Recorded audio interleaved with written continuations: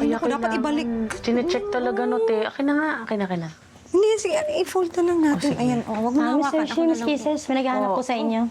Hi, Hershey! Hi, Mildred! Kamusta kayo? Ay, Long time. pupunta ba kayo sa Sabado? Sabado? Meron. Ano yung high school batch reunion natin. Hindi nyo alam. Ay! Batch reunion Hindi ko alam. Ano ba yan? Hindi. Ang ganda. Ay.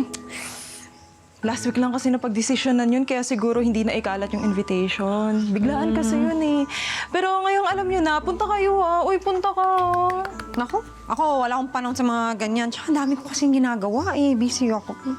Napaka KJ naman itong si ate. Minsan lang to reunion, no? Pumunta na tayo.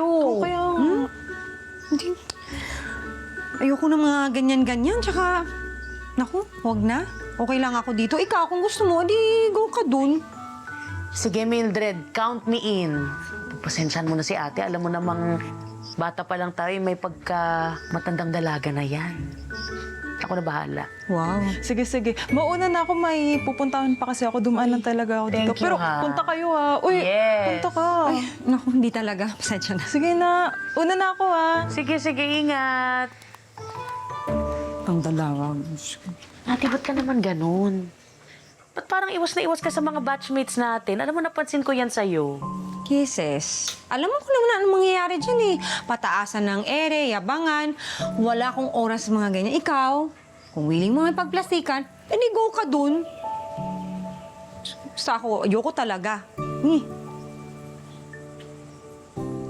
Reunion.